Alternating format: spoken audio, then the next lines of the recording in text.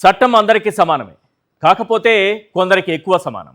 ఆ కొందరు ఎవరో కాదు, అధికారంలో ఉన్న టీడీపీ నేతలు, వారి సన్నిహితులు. ఈ మధ్యకాలంలో జరిగిన ఓ 3 కేసులే దీనికి best example. First case Seediri Appalaraju కుమారుడి బైక్ యాక్సిడెంట్ కేసు. దీన్ని హత్య కేసుగా మార్చేందుకు కుట్ర చేశారు. తండ్రి మీద ఉన్న రాజకీయ కక్షతో కొడుకు భవిష్యత్తును బలి చేసేందుకు బరి తెగించారు. ఆఖరికి కొడుకు యాక్సిడెంట్ కేసులో తండ్రిని కూడా అరెస్టు చేశారు. ఇక రెండో కేసు పాతపట్నం టీడీపీ ఎమ్మెల్యే కుమారుడి కారుతో బలంగా ఆటోను ఢీకొడితే అందులో ఓ ప్రయాణికుడు చనిపోయాడు. ప్రమాద సమయంలో ఆ టీడీపీ ఎమ్మెల్యే పుత్రరత్నం తాగి ఉన్నాడనే ఆరోపణలు ఉన్నాయి. అయినా అధికారం చేతిలో ఉండటంతో కేసు తారుమారు చేశారు. ఎమ్మెల్యే కొడుకును తప్పించి మరో అమాయకుడిని ఈ కేసులో బలి చేశారట. ఇక మూడో కేసు దేశంలోనే సంచలనం సృష్టించిన కేసు. రాజమండ్రిలో 2 తాగుబోతులు కారుతో ఢీకొట్టి మెడికో ప్రియాంకను అన్యాయంగా చంపేశారు. అయినా ఈ కేసును తొక్కిపెట్టే ప్రయత్నం చేశారు. తప్పనిసరి పరిస్థితుల్లో నిందితులను అరెస్టు చేసినా ఈ కేసులో సమాధానం లేని ప్రశ్నలు చాలానే ఉన్నాయి. ఒక్కో కేసులో ఇటు ప్రభుత్వం అటు పోలీసులు వ్యవహరించినటువంటి తీరు చూస్తే ఈ చట్టం ఎవరికి ఎక్కువ సమానమో అర్థమవుతుంది. శ్రీకాకుళంలో ఒక బైక్ యాక్సిడెంట్ కేసును హత్య కేసుగా మారుస్తారు. రాజమండ్రిలో ఒక హత్య కేసును యాక్సిడెంట్ కేసుగా చూపిస్తారు. జగన్ పర్యటనలో అనారోగ్యంతో ఉన్న ఒక మహిళా పోలీస్ అధికారిని జాగ్రత్తగా ఆ జనసంద్ర నుంచి బయటకు తీసుకొచ్చిన చింతాడ రవిని ఒక హంతకుడిలా నడి రోడ్డుపై నడిపించి కోర్టుకు తీసుకెళ్తారు. అన్యాయంగా ఒక మెడికోను చంపేసినటువంటి 2 హంతకులకు షెల్టర్ ఇచ్చి మరీ కాపాడే ప్రయత్నం చేస్తారు. రాష్ట్ర ప్రభుత్వం, పోలీసులు వ్యవహరిస్తున్న తీరు మరింత స్పష్టంగా తెలుసుకోవాలంటే ఈ మధ్య కాలంలో జరిగినటువంటి ఓ 3 కేసులను లోతుగా మనం పరిశీలించాలి. ఒక్కసారి ఆ కేసుల వివరాలు స్క్రీన్ పైన చూద్దాం. Case number 1 Pathapatnam TDP MLA కుమారుడి కేసు. గుర్తుపెట్టుకోండి సార్, 3 కేసులు మనం చూడబోతున్నాం. పాతపట్నం ఎమ్మెల్యే గోవిందరావు కుమారుడి కేసు అన్నమాట ఇది. ఏం జరిగింది? ఈ కేసుకు సంబంధించి పోలీసులు ఎలా వ్యవహరించారు, చట్టం ఎలా వ్యవహరించింది, చట్టం తన పని తాను చేసుకుపోయిందా, చట్టం ఒకరికి చుట్టంలా మారిందా, చట్టం అందరికీ సమానమే అంటారు కదా, కొందరికి ఎక్కువ సమానమా? ఈ అంశాలపైన క్లియర్గా ఈ కేసు గురించి మాట్లాడుకుందాం. కేసు నెంబర్ 2 మనందరికీ తెలిసినటువంటి కేసు.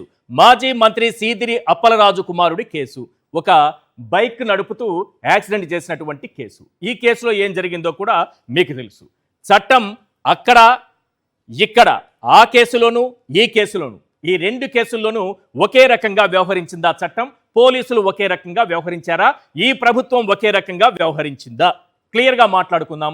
ఇక 3వ కేసు ఈ దేశమే ఆశ్చర్యపోయేలా ఒక మెడికోను కారుతో గుద్ది చంపినటువంటి కేసు.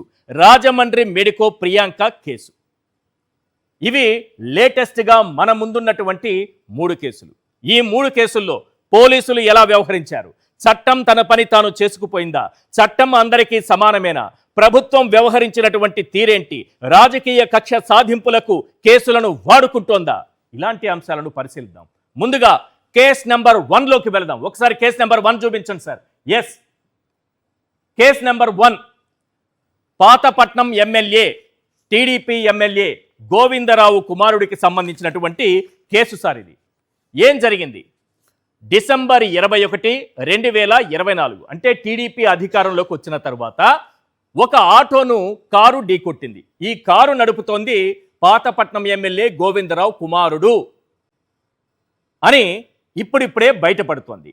ఆటోలో ప్రయాణిస్తున్నటువంటి ఆటోను ఢీకొట్టడంతో ఆటోలో ప్రయాణిస్తున్నటువంటి వారిలో భోగయ్య అనేటటువంటి ప్రయాణికుడు మృతి చెందాడు. అయితే ప్రధానమైన అంశం చూడండి. టీడీపీ ఎమ్మెల్యే కొడుకు గణేష్ తాగి కారు నడిపినట్లు ఆరోపణలు ఉన్నాయి. అతని మీద ఈ ఆరోపణలు ఉన్నాయి. అయితే ఏం చేశారు? ఎమ్మెల్యే కొడుకును తప్పించి మరొకరిపై కేసు వచ్చేలా చేశారు. తన కుమారుణ్ణి తప్పించడం, ఆ ప్లేస్లో ఇంకొకరిని పెట్టడం, వారిపైన కేసు వచ్చేలా చేయటం, ఇవన్నీ కాదు, ఇంకా అంతకంటే భయంకరమైనటువంటి వాస్తవాలు, ఆశ్చర్యగొలిపేటటువంటి విషయాలు చాలా వెలుగులోకి వచ్చాయి. టీడీపీ ఎమ్మెల్యే గోవిందరావు స్వయంగా బాధిత కుటుంబాన్ని బెదిరించారనే అంశం. ఆయన మాట్లాడుతుండగా ఓ వీడియో వెలుగులోకి వచ్చింది. కాసేపట్లో ఆ వీడియో కూడా మీకు ప్లే చేసి వినిపిస్తాను. వాళ్ళకి ఏవో ఆశ చూపి ఉద్యోగం ఇప్పిస్తామని, కొంత నగదు రూపంలో పరిహారం చెల్లిస్తామని, మాటిచ్చి తప్పి ఆ తరువాత ఇప్పుడు అధికారం ఉంది కదా చేతులని ఆ కుటుంబాన్ని బెదిరించారనేటటువంటి ఆరోపణలు, దానికి సంబంధించినటువంటి వీడియో. ఇది కేసు నెంబర్ 1 సార్. ఈ కేసులో పోలీసులు ఏం చేశారు? టీడీపీ ఎమ్మెల్యే కొడుకుని తప్పించారనే ఆరోపణలు ఉన్నాయి. అతను తాగి కారు డ్రైవ్ చేశాడనే ఆరోపణలు ఉన్నాయి. అతనే డ్రైవ్ చేస్తూ వెళ్లి ఆటోను ఢీకొట్టడంతో ఆటోలో ప్రయాణిస్తున్న వారిలో ఒక వ్యక్తి మృతి చెందాడు. అయితే ఈ కేసులో అసలైనటువంటి వారిని తప్పించి, దోషులను తప్పించి నిందితులుగా వేరే వారిని చేర్చారనే ఆరోపణలు ఉన్నాయి. ఇది మన పోలీసులు వ్యవహరించినటువంటి తీరు. ఒక వ్యక్తి మృతికి కారణమైనటువంటి కేసు. నెక్స్ట్ రెండో కేసు చూద్దాం.